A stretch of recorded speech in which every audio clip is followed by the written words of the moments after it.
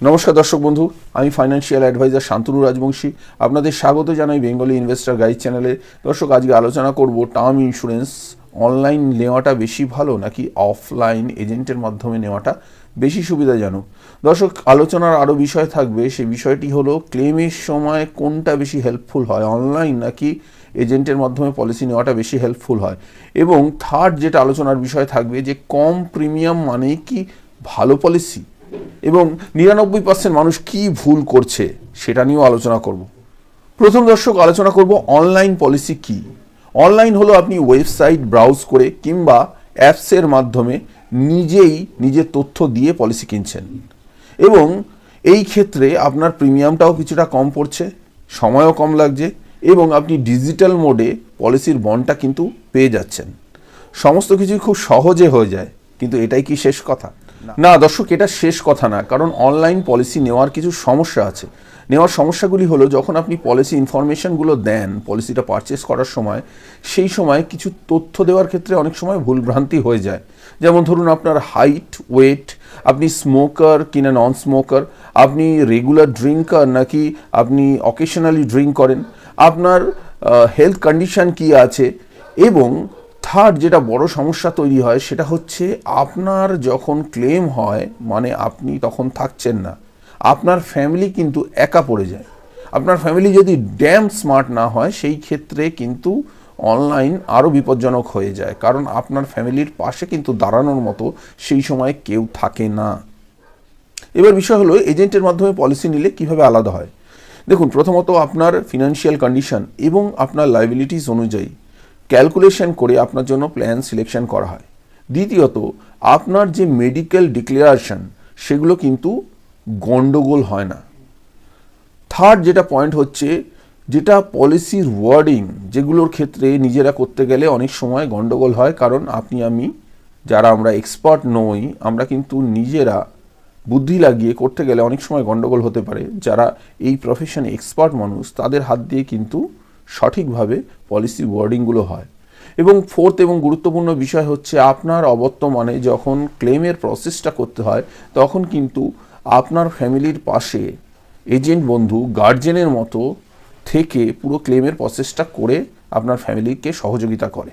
এবং কোনো কারণে যদি ক্লেমটা আটকে যায় কোনো গ্রাউন্ডে, সেই ক্ষেত্রে অম্বাসমেন্টে যাওয়া, কেস করা, মুভ করা এবং আপনার ক্লেমটাকে পাইয়ে দেওয়ার ক্ষেত্রেও কিন্তু সে একজন সহযোদ্ধার মতো আপনার ফ্যামিলির পাশে থাকে, আপনার ফ্যামিলির গার্জেনের মতো আপনার ফ্যামিলিকে সহযোগিতা করে।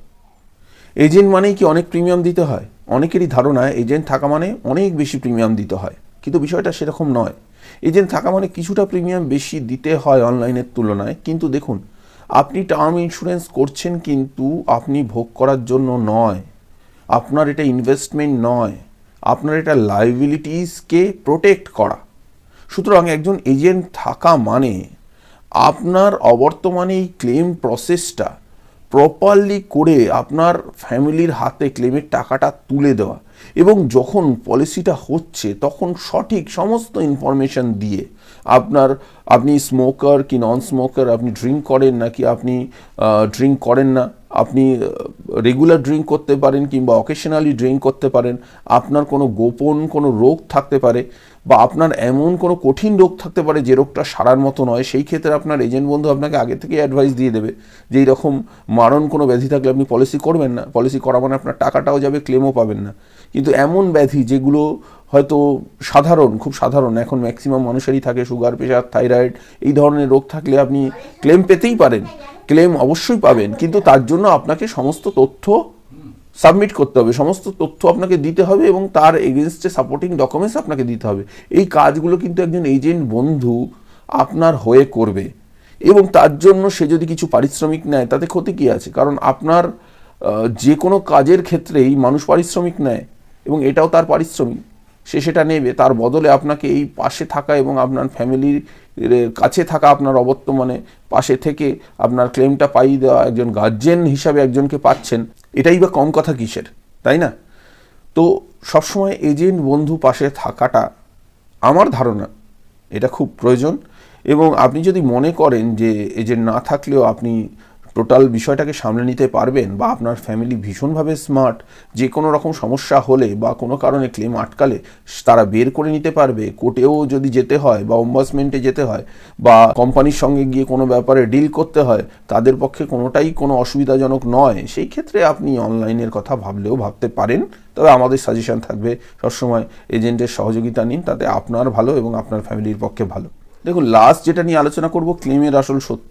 আপনার যদি অনলাইন পলিসি হয়, সেই ক্ষেত্রে যদি আপনার ক্লেম নিয়ে কোনো সমস্যা হয়, তখন কিন্তু আপনাকে ফোন করতে হবে তাদের যে কাস্টমার কেয়ার নাম্বার, সেখানে ফোন করে কাস্টমার কেয়ার রিপ্রেজেন্টেটিভদের সঙ্গে কথা বলতে হবে, কিংবা টিকিট রেস করতে হবে, কিংবা মেল করতে হবে, কিংবা কোনো যদি সমস্যা হয় তাতেও আটকে যায় কোনো গ্রাউন্ডে, সেই ক্ষেত্রে কোর্টে মুভমেন্ট করতে হলে সেটাও কিন্তু আপনাকেই করতে হবে। কিন্তু একজন এজেন্ট যদি থাকে, সে কিন্তু একজন অভিজ্ঞ মানুষ, এবং তার যদি একটা লং টার্মের এজেন্সি কেরিয়ার হয়, সেই ক্ষেত্রে তার জীবনে এই ধরনের ঘটনা অনেকবার এসছে এবং অনেক কেসই উনি এইভাবে হ্যান্ডেল করেছে, তাদের অভিজ্ঞতা আছে। তারা কিন্তু আপনার অবর্তমানে আপনার বিহাফে পুরো এই বিষয়টাকে হ্যান্ডেল করবে এবং একজন গার্জেন হিসেবে আপনার ফ্যামিলির পাশে থাকবে। ফাইনাল ভার্ডিক্ট যেটা বলবো, দেখুন কোনটা নিরাপদ, লাখ টাকার প্রশ্ন হলো কোন পার্টটা নিরাপদ, অনলাইন না এজেন্টের মাধ্যমে অফলাইন। দেখুন, অনলাইনের ক্ষেত্রে যদি আপনি ইন্স্যুরেন্স সম্পর্কে সব কিছু সঠিকভাবে জানেন এবং আপনি সম্পূর্ণ রিস্ক নিতে প্রস্তুত থাকেন এবং আপনার ফ্যামিলি অনেক বেশি নলেজ রাখে এবং যে কোনো সমস্যা হলে সেটাকে হ্যান্ডেল করার ক্ষমতা রাখে, তাহলে আপনি অনলাইন যেতে পারেন। আর যদি মনে হয় আমার ফ্যামিলির সেই রকম স্মার্টনেস নেই যে যদি কোনো সমস্যা তৈরি হয় সেটাকে হ্যান্ডেল করে বের করে নিয়ে আসার, বা আমি অতটা জানি না ইন্স্যুরেন্স সম্পর্কে, পলিসি নেওয়ার সময় যে সমস্ত পলিসি ওয়ার্ডিংগুলো থাকে বা টার্ম অ্যান্ড কন্ডিশন থাকে, সেইগুলো টোটালটা স্টাডি করে আমি না বুঝে গন্ডগোল করে ফেলতে পারি, সেই ক্ষেত্রে কিন্তু একজন দায়িত্ববান ফাইন্যান্সিয়াল অ্যাডভাইজার কিংবা আপনার পরিচিত কোনো এজেন্ট বন্ধুর সঙ্গে কথা বলে পলিসিটা নেওয়াই আপনার পক্ষে লাভজনক হবে। কারণ আপনি লং টার্মে যদি চিন্তা করেন, তাহলে কিন্তু এটা আপনার অবর্তমানে আপনার পরিবারের পাশে থাকার অ্যামাউন্ট, যে সাম অ্যাসুরেন্সটা আপনি চুজ করছেন, এটা কিন্তু ছেলে খেলার জিনিস নয়, যে অনলাইনের কোনো প্রোডাক্ট নয়, কোনো মোবাইল ফোন নয় যে আমি আজকে কিনে নিলাম হয়ে গেল। বিষয়টা সেরকম নয়। আপনার ফ্যামিলিকে প্রোটেক্ট করার বিষয়, আপনার অবর্তমানে আপনার পরিবারের টোটাল লাইভলিহুডের জন্য যে খরচাটা আসবে, সেই সাম অ্যাসুরেন্সের টাকার ইন্টারেস্টের এগেনস্টে আসবে, আপনার সন্তানের পড়াশোনা আসবে, আপনার মেয়ের যদি বিয়ের ব্যাপার থাকে সেটা হবে, আপনার যদি কোনো লোন থাকে সেই লাইবিলিটিসগুলো ফুলফিল করবে। বিষয়টা ছেলে খেলার বিষয় নয়, বিষয়টা খুব সিরিয়াস বিষয়। সিরিয়াস বিষয়কে সিরিয়াসভাবে ভাবাটাই বুদ্ধিমানের কাজ। তো আজকে এই নিয়ে আলোচনা করলাম, এজেন্ট নাকি অনলাইনে পলিসি নেওয়াটা বুদ্ধিমানের কাজ। আর 99% মানুষ কি ভুল করে জানেন? 99% মানুষ ভুল যেটা করে, না বুঝেই অনলাইনে কম পয়সার কম প্রিমিয়ামের পলিসি সিলেকশন করে নেয়। কম প্রিমিয়ামে অনেক সাম অ্যাসুরেন্স, অনেক টাকার পলিসি দিচ্ছে, এটা দেখে তারা সেই লোভনীয় প্রস্তাবে গলে গিয়ে সেই পলিসিগুলো নিয়ে নেয়। পরবর্তীকালে কিন্তু খুব অসুবিধা হয়। আমি আমার কয়েকটা ভিডিওতে আগেও বলেছি, আবারও আপনাদের বলছি এই ভিডিওতে, আমার বন্ধু মারা গেছিল এই বছর দুয়েক আগের ঘটনা। তো তার অনেক কোম্পানির পলিসি ছিল, তো তার মধ্যে এলআইসির একটা পলিসি ছিল, প্রায় 18 লাখ টাকা সাম ছিল। তো এলআইসির পলিসিটার ক্লেম সেটেলমেন্ট করতে আমার 16 দিনের মতো সময় লেগেছে, 16 থেকে 17 দিন সময় লেগেছিল। পুরো টাকাটাই বন্ধুটার বাবা পেয়ে গেছে। কিন্তু তাছাড়াও অনেক কোম্পানির, আমি কোনো কোম্পানির নাম নেব না, বিভিন্ন জায়গা থেকে ও ইন্স্যুরেন্স করে রেখেছিল। সেই কোম্পানিগুলো কিন্তু তার বাবাকে ঘোরাচ্ছে। কেন ঘোরাচ্ছে? যখন বন্ধুটা মারা গেছিল ড্রিঙ্ক করেছিল এবং ও স্মোক করত। ও কিন্তু প্রপার ডিক্লারেশন দেয়নি এবং সেই গ্রাউন্ডেই কিন্তু আটকাচ্ছে। এলআইসি আটকাতে পারতো, কিন্তু এলআইসি আটকায় না। এত বড় একটা জায়েন্ট কোম্পানি, তো 53 লক্ষ কোটি টাকার একটা অর্গানাইজেশন, ওদের কাছে এসব 18 লাখ টাকা 20 লাখ টাকা ক্লেমটা কোনো বিষয় না, ওদের কাছে রেপুটেশনটা বড় জিনিস। তো সুতরাং এলআইসি ইউজুয়ালি কেউ মারা গেলে তার ক্লেম নিয়ে কখনো, খুব যদি ফ্রড না করে থাকে, তার ক্লেম আটকায় না, দিয়ে দেয়। তো সুতরাং এই সস্তায় বড় লোভনীয় প্রস্তাব অনেক কোম্পানি আপনাদের অনলাইনে দেবে, সেই প্রস্তাবে কিন্তু ভুলে সেখানে পা বাড়াবেন না। তাতে কিন্তু বিপদ আপনাদের হতে পারে। এই ভুলটাই কিন্তু 99% মানুষ করে, যে তারা এই লোভনীয় প্রস্তাবগুলোতে পা বাড়িয়ে ভুল করে ফেলে। তাই আমি সবসময় বলি, একজন অভিজ্ঞ ফাইন্যান্সিয়াল অ্যাডভাইজারের পরামর্শ নিন, তাতে আপনার ভালো হবে, আপনার পরিবারের অবশেষে মঙ্গল হবে।